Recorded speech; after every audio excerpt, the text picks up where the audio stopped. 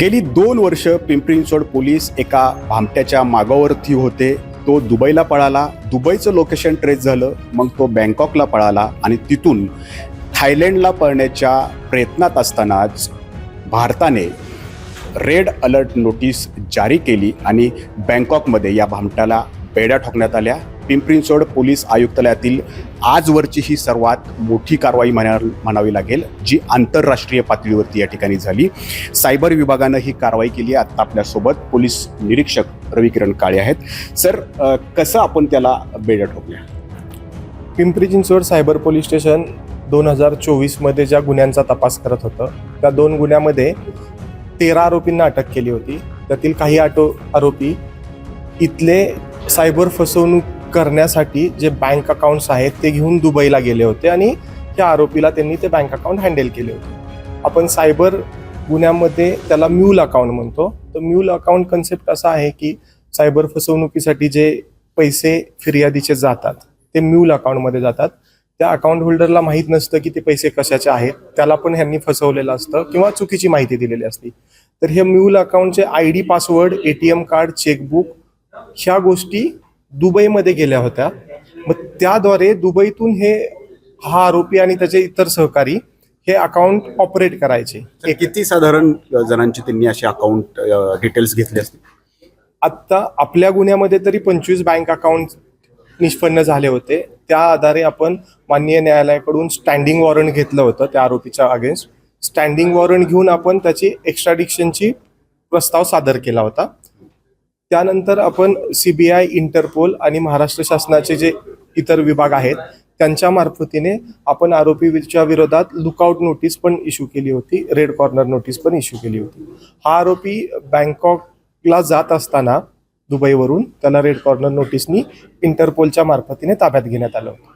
Sir, तो दुबईत नेमकं कसं हे सगळं ऑपरेट करायचं? कारण असंही म्हटलं जातं की तो चीनमधल्या काही लोकांच्या, इतर देशातल्या काही लोकांच्या सुद्धा संपर्कात होता. तर तो तिथं कसं सगळी मोडस ऑपरेंडी जी आहे ती सत्यात उतरवतो? तर प्रायमरी तपास आत्ता चालू आहे, पण आरोपी त्याच्या साथीदारांमार्फत जे अजून परदेशी नागरिक आहेत त्यांच्या मदतीने भारतीय लोकांना गुंतवणुकीचं आमिष दाखवणे किंवा डिजिटल अरेस्टची भीती दाखवणे यासारख्या गुन्ह्यामध्ये हे बँक अकाउंट वापरले जात होते. म्हणजे नेमकं डिजिटल अरेस्ट म्हणजे काय नेमकी तो भीती दाखवायचा किंवा गुंतवणूक करण्यासाठी काय आमिष दाखवायचा? डिजिटल अरेस्टच्या गुन्ह्यामध्ये तक्रारदार यांना अटक करण्याची, त्यांच्या जवळचे नातेवाईक किंवा त्यांना अटक करण्याची भीती दाखवली जाते. त्यामध्ये ते CBI, RBI officer, narcotics department अशा वेगवेगळ्या एजन्सींच्या नावाने भीती दाखवतात आणि ह्या भीती दाखवून त्यांना त्यांच्याकडील रक्कम वेगवेगळ्या अकाउंटला भरायला लावतात.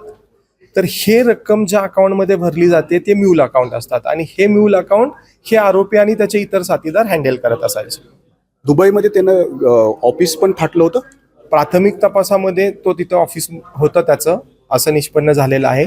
अधिक तपास चालू आहे.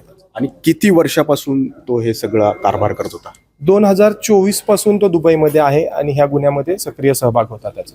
तर 2 वर्षापासून त्याचा आपण मागोवा लावत होतो आणि त्याच गुन्ह्यामध्ये आपल्याला रेड अलर्ट नोटीस जारी करण्याची पण एक मुभा किंवा देशानं आपल्याला तशा प्रकारचं पाऊल या ठिकाणी उचललं.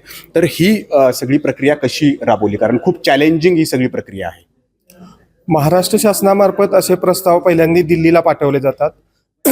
दिल्लीमध्ये CBI, इंटरपोल यांच्या मदतीने हे प्रस्ताव परदेशामध्ये आपल्या एम्बॅसीला पाठवून तिथे कारवाई केली जाते. कशा पद्धतीनं याची सगळी गुप्तता पाळण्यात आली? कारण अशा एखादं ऑपरेशन करायचं असेल तर नक्कीच गुप्तता पण पाळली जाते. ह्या सगळ्या पद्धतीसाठी एक SOP आहे. त्या SOP नुसार आपण पत्रव्यवहार करतो. त्यामध्ये आपल्या DCP सरांपासून CP सरांच्या सहीने हे प्रस्ताव सगळे राज्य शासनाला सादर होतात आणि राज्य शासनाकडून ते केंद्र शासनाला सादर केले जातात. त्यामुळे ते इंटरपोल आणि CBIचं कम्युनिकेशन प्लस राज्य शासनाचं कम्युनिकेशन याच्यामधून ही कारवाई झाली. तर हा जो आता भामट्या आपण अटक केला आहे त्याच्यामार्फत आपण कुठल्या कुठल्या देशापर्यंतचं कनेक्शन जे आहे ते ओपन करू शकतोय? प्रायमरी ह्या आरोपी विरोधात आपल्या आयुक्तालयामध्ये 3 गुन्हे आहेत. मुंबईमध्ये एक मालवणी पोलीस स्टेशन आहे, सायबराबाद अधिक nodal cyber police station Mumbai इथल्या गुन्ह्यात पण त्याचा सहभाग निष्पन्न झालेला आहे. वेगवेगळ्या देशात कुठं कुठं आपला तपास त्या अनुषंगाने सुरू असेल किंवा त्याचं कनेक्शन कुठपर्यंत जाते? आरोपी कालपासूनच कस्टडीत आहे आपल्या. आता प्रायमरी तपासामध्ये तर एवढीच माहिती निष्पन्न झालेली आहे. परंतु चीनच्या काही लोकांच्या संपर्कात होता.